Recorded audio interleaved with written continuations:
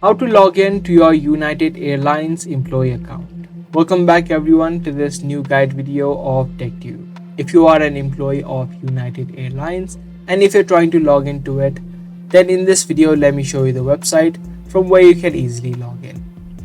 This is going to be a short and easy video, so let's jump right into it. Search for signon.ual.com. Once you do, it's going to straight take you to the sign in page. Now in the first box, you'll need to type in your United Airlines ID or the username that you created. And in the second box, type in the password.